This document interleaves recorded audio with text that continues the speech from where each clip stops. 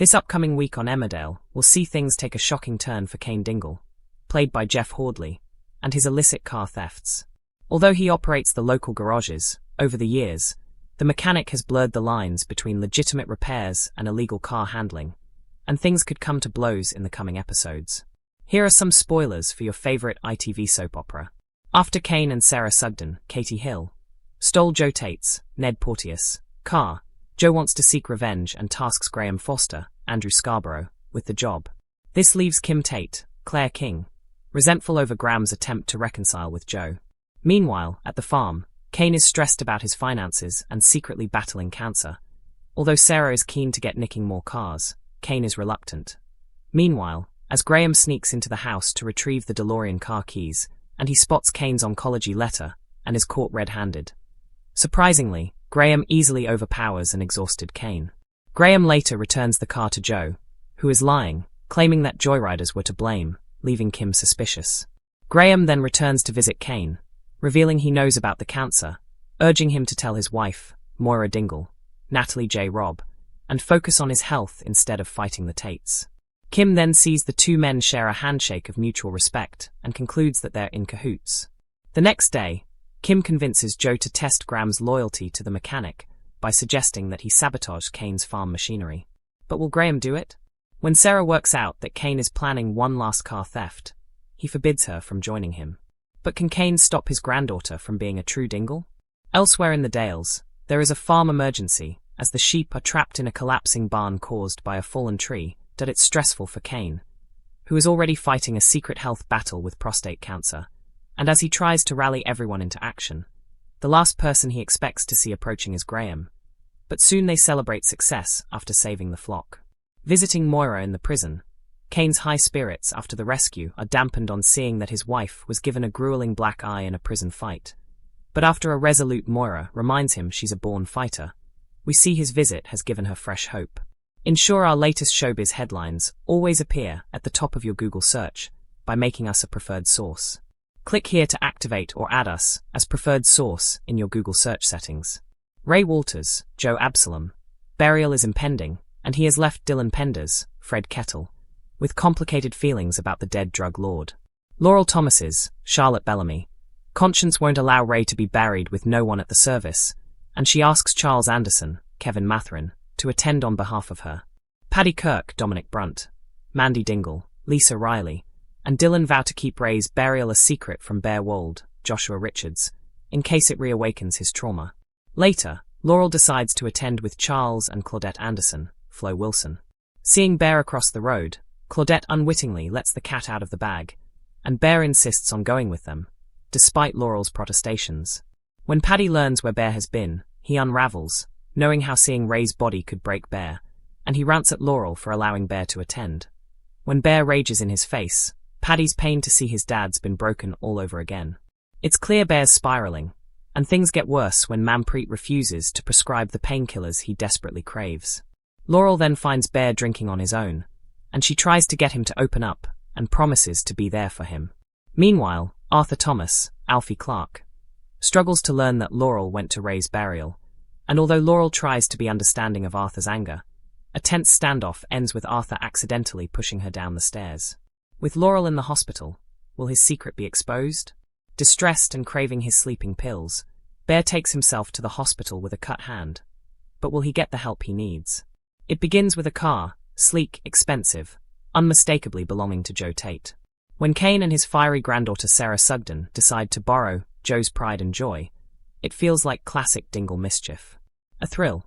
A statement. But Joe doesn't see it that way. Humiliated and furious, Joe demands revenge. And he knows exactly who to turn to, Graham Foster. Graham's loyalty has always been complicated, especially where the Tates are concerned. Once a trusted enforcer, now a man walking the tightrope between past and present alliances, he agrees to retrieve the car. Watching from the shadows is Kim Tate, ever the strategist. But she's unsettled. Graham has recently tried to reconcile with Joe, and she resents the shifting dynamic. She doesn't trust sentiment, especially when it involves men she once controlled. Cain's secret battle. While revenge brews at home farm, Cain is unraveling elsewhere. At the farm, bills pile up. Repairs are overdue. The pressure mounts. But money isn't the only thing weighing on him. Hidden among the clutter of invoices and tools is a letter, an oncology appointment confirming what Cain has told no one. Prostate cancer. He hasn't told Moira Dingle. He hasn't told Sarah. He hasn't told anyone. Instead, he buries himself in engines and criminal schemes, as if staying busy might outrun the diagnosis. Sarah, unaware of the truth, pushes for more car thefts. She thrives on the adrenaline. She believes they're unstoppable. But Cain is tired. Not just physically. Soul-deep tired. Graham's discovery. Under the cover of darkness, Graham sneaks into the house to retrieve the DeLorean keys, Joe's prized possession. But as he searches, he finds something unexpected. The oncology letter. He freezes. Footsteps approach. Cain catches him red-handed, but the confrontation is brief. Exhausted, weakened, Cain is no match. Graham easily overpowers him. It's a shocking sight, the once-feared Dingle pinned, vulnerable. Later, Graham returns the car to Joe, spinning a story about anonymous joyriders. Joe accepts it. Kim doesn't. Her instincts tell her something isn't adding up. A handshake that changes everything.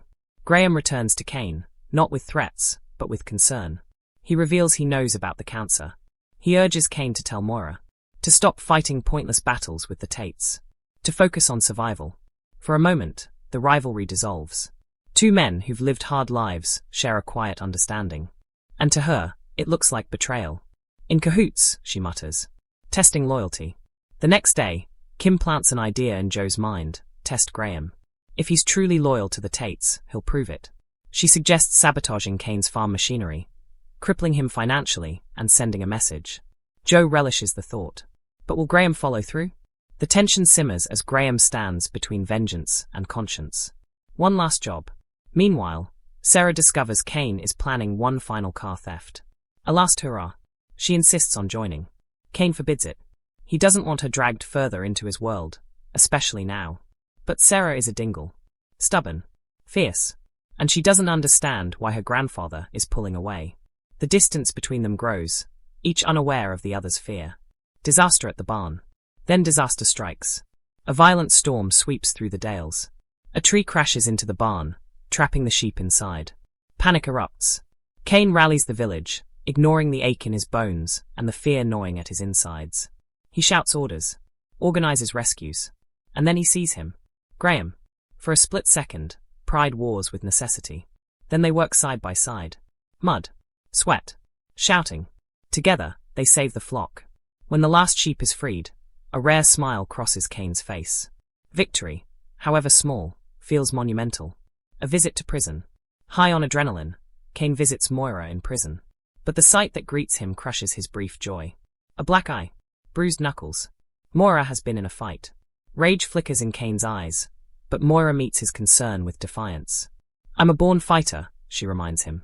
Her resilience reignites something in him. If she can endure prison battles, maybe he can face his own. He leaves determined, yet still silent about the cancer. Ray Walters' burial. Elsewhere, the shadow of Ray Walters looms. His burial approaches, stirring complicated emotions for Dylan Penders. Laurel Thomas refuses to let Ray be buried alone. She asks Charles Anderson to attend. Paddy Kirk, Mandy Dingle and Dylan vow to keep it from Bear Wold, fearing the trauma will resurface. But secrets never stay buried in the dales. Claudette inadvertently reveals the truth. Bear insists on going. At the graveside, grief erupts. Later, Paddy unravels, furious at Laurel for allowing Bear to attend. When Bear rages back, it's clear, he's spiraling again. Arthur's devastating mistake. The fallout continues. Arthur Thomas learns Laurel attended Ray's burial. Anger boils over. In a tense confrontation, he pushes her. She falls down the stairs. Hospital lights.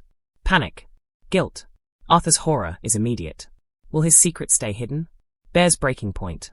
Meanwhile, Bear seeks painkillers, desperate unraveling. Manpreet refuses. Denied, he turns to alcohol. Later, with a cut hand and fractured pride, he arrives at the hospital. Will he finally accept help? Or is he too far gone? The Tate Dingle war escalates. Back at home farm, Kim pushes Joe to act. Graham hesitates. He knows Cain is fighting for his life. But loyalty to the Tates has always come at a price. As the week unfolds, lines blur. Enemies become allies. Allies become threats. And at the heart of it all stands Cain, proud, stubborn, and hiding a ticking clock inside his owl.